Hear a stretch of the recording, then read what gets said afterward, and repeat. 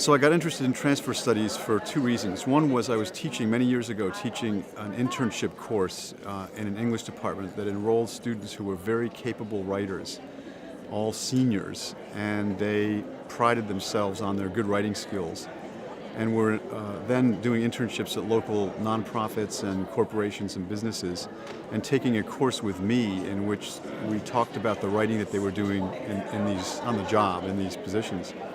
And initially, they came back into that class absolutely devastated by their inability to deploy the good skills that they'd learned as English majors in these various settings.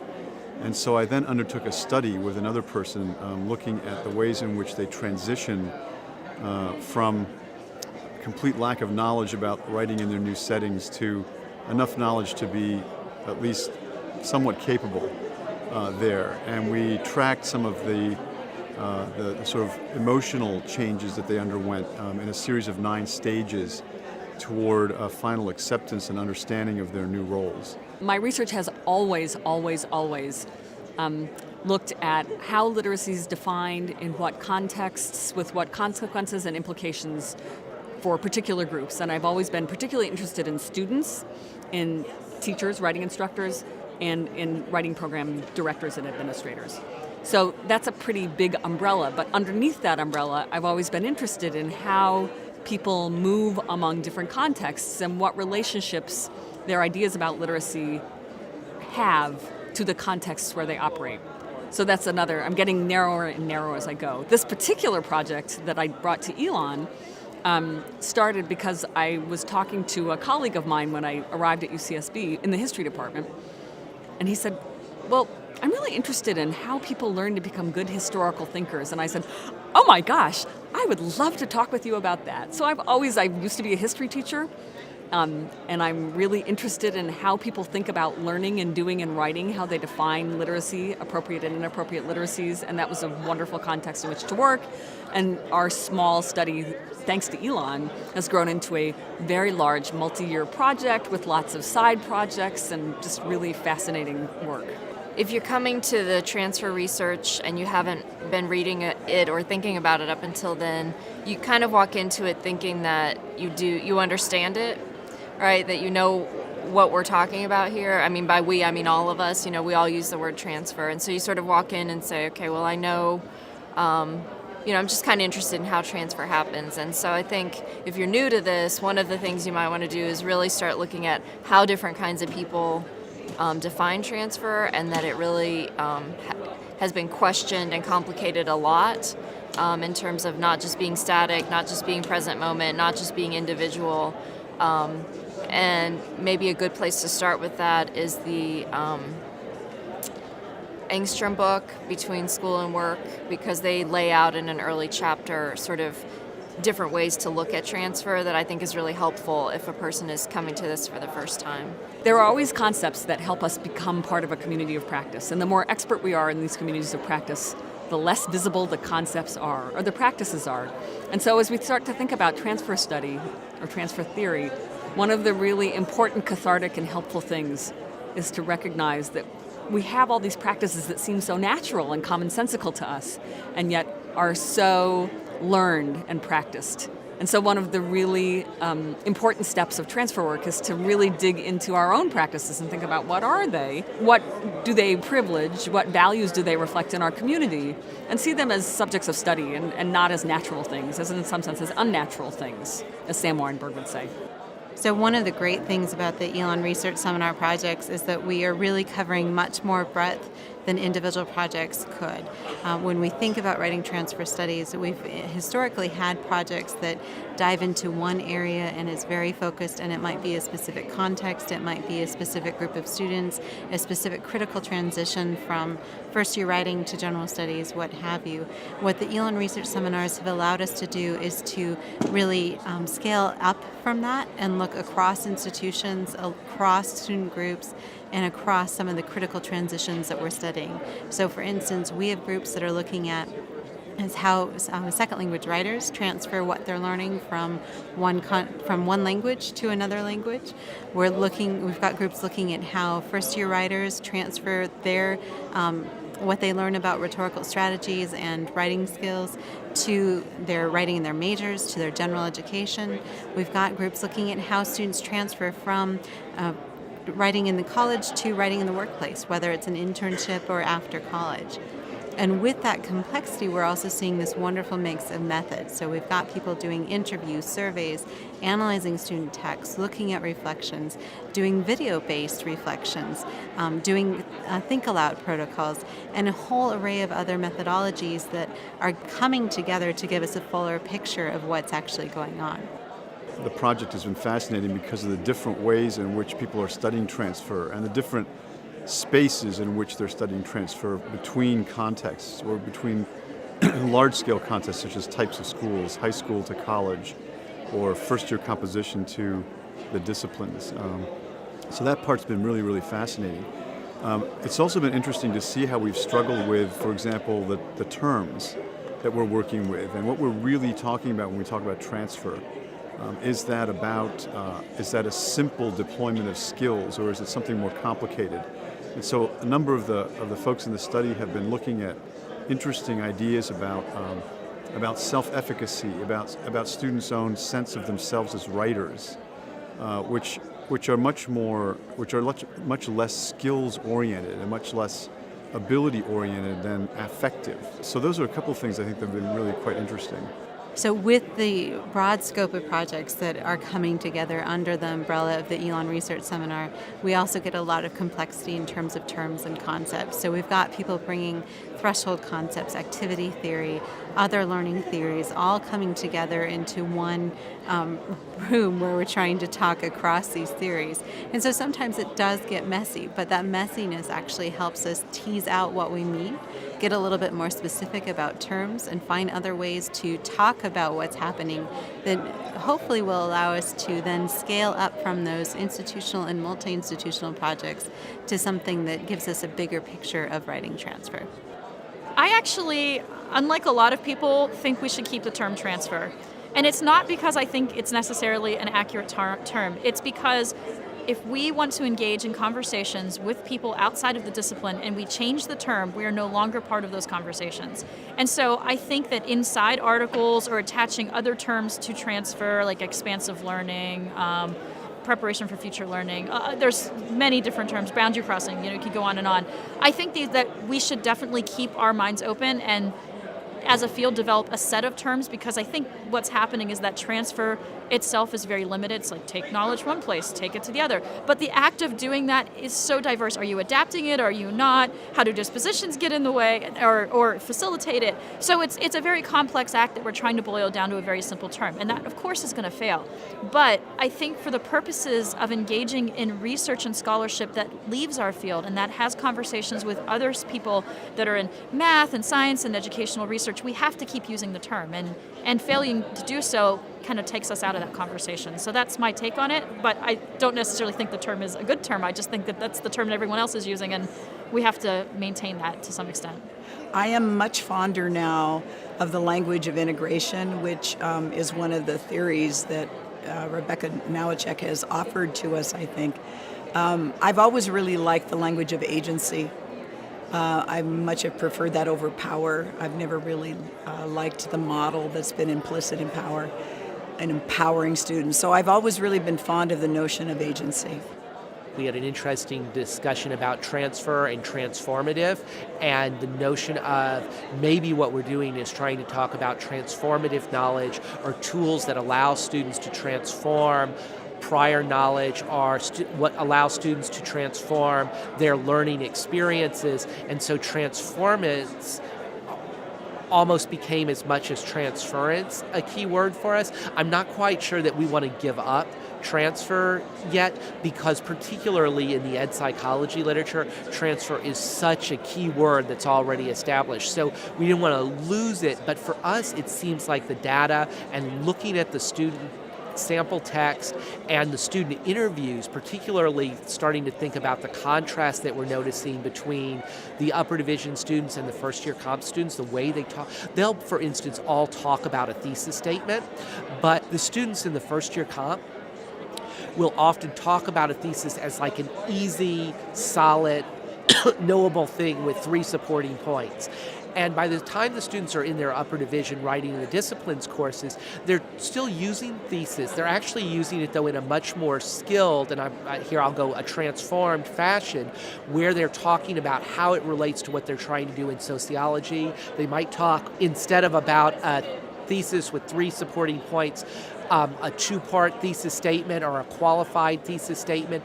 And that, to me, is transforming a concept that they grabbed in, maybe not just in first-year writing, but in their high school writing class, but they've transformed that and they're now applying it in a different way.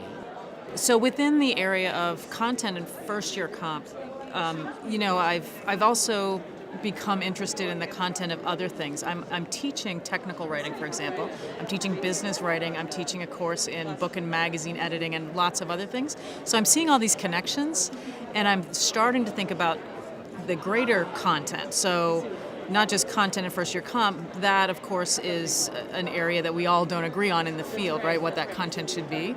So that's why I was interested in looking at that. But now I'm thinking there's so much more about content alone that I could look at, let alone all the other connections. I mean, transfer is huge, but generally, the interest area that I have is around content. And right now it's the first year comp, how we can best prepare students to do what we say we're there to help them do, which is to understand, how to make the writing that they learn in first year composition work for them in other contexts. And I'm pretty convinced that there's some sort of content, even if we don't nail it down completely or 100%, that we're going to find that there's some content that works. We have already found, many of us have, that there's some content that works better than others. And so as much as I can narrow that down, the better I feel about it. I think that what I would say is 2 things. One, I think what Leanna and I have found in our research is that you can, in fact, teach for transfer if you deliberately and intentionally do so. And I think the other thing that we found, the second thing is that you have to have a very specific type of curriculum that is centered on key terms and framework of reflection and the students creating a theory of writing. And I think together what that shows us is that students can take what they learn in our course and apply it to other writing situations in very interesting and meaningful ways. So success is not defined in a neat, tight little box. It's more, they take it, and that what they're able to do is reframe the new writing situations in ways that allow them to understand it and further their writing abilities and writing processes. So basically the project we have is we have 4 universities, and what we're trying to do is investigate a writing about writing and highly reflective approach to writing at these universities by using a set of shared reflective prompts, a set of shared data analysis, sort of a set of shared research questions and theories. And so each university is taking a slightly different approach to that. But in the end, we have this massive data set that we've built up that we can then talk about what are the connections and what things are we seeing that are cross-discipline, like across institutions, which means that we can assume some generalizability, and which things are we seeing that are just specific to particular courses. And it's not that we're just studying first-year composition either. We're actually studying, we've got 3 different kinds of first-year composition courses, one at my university at Oakland, one at Seton Hall, one at George Washington University, and then we have an intermediate level writing course at Wayne State, and then we have my upper division peer tutoring course at Oakland. So we've got these great different courses that we're looking at how students are learning to write and transfer, and the role of reflection and metacognition and all of that. As a result of the participation in the Elon Seminar, I was able to start a new transfer project, and I was able to sort of bring in what I had learned from my first transfer project and kind of address some of the both theoretical and methodological issues that I had seen there. So the number one thing I wanted to address was, in the first project, I had really been looking at what are students learning in A and taking to B. And what I realized was that's really too narrow because we don't know what they're bringing to bear in B. And so in this project, I'm really looking at what do they consider moments of rhetorical challenge, and then when they have those moments, what are they bringing to bear? And then the second thing that I think is maybe the most interesting out of the data that I have so far is just how much issues of class, gender, place are really important in these moments of rhetorical challenge in a way that I hadn't expected to see, and that I don't think we've talked a lot about in the transfer research. We need to continue the research we're doing, but we need to track students' progress, not just in terms of writing ability, but in terms of their own experiences. People that are researching in sort of pockets, so what transfers from A to B or this to that or one context to another. But I think there's probably going to be some major through lines between, for example, first year comp through to workplace writing. And I don't think a lot of us are focused on that long of a time frame, say. That's probably the next thing that we want to start thinking about, is that longer term thing. And we're going to have to design our research then to be really longitudinal instead of a couple of years. I hope that in the future, as researchers of transfer, we'll sort of get serious about having a more complex kind of terminology to talk about transfer, and that's going to really require us to collaborate in order to do that, because what I've seen so far is that we all sort of pick a phrase or pick a term and we like it and we use it, but someone else is using it another way, and I think that's a little bit confusing. It's human nature, but it's confusing. So I hope that we can get together and really start laying out a framework of definitions, and that we can also then lay out for each of these different kinds of transfer what kinds of methods are appropriate and useful, and that we can really be thinking about units of analysis, because we know that both the individual in this moment is important to look at, but also the much larger context of history and future, what Kevin Rusum was calling yesterday trajectories, that's important too. And so I think that we have definitional issues and methodological issues, especially related to the unit of analysis. One future direction that I'd like to see writing transfer studies take, regardless of how it's framed, is to pursue threshold concepts. Yesterday, I went to a session about threshold concepts, and just in our small group dialogue, we had a really interesting conversation about let's try some out. And it was so generative and so important. I really think we need to pursue that, because we need to get to a place, and it's not just a defensive stance so that we can legitimize rhetoric and composition studies. It's really that threshold concepts really go a long ways to helping us understand more what we want to be moving back and forth and all around. So I really think that needs pursuing. I also think we need to look at the intersections between threshold concepts and bottlenecks, and the whole decoding the disciplines work that David Pace and others have done, because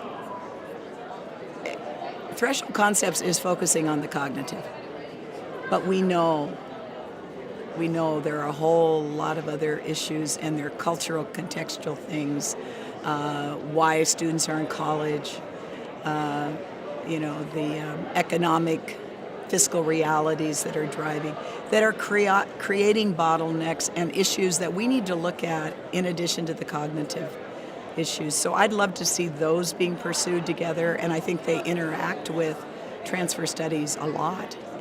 I mean, there's a reason that threshold concepts has come up so prominently, so I'd love to go further with that. We really need to start focusing on bringing together theories that only look at a piece of the puzzle. I feel like at this point, and this is starting to change, but we have sort of a telescope, and you can see the telescope and you can zoom in very closely, but we're losing that big picture of the broader perspective of all of these factors. And truthfully, students are very complex. Learning to write and transfer is an incredibly complex act. And the more that we start recognizing that, but also creating models that, yes, are simplified, but help us understand that, I think that's going to really help us.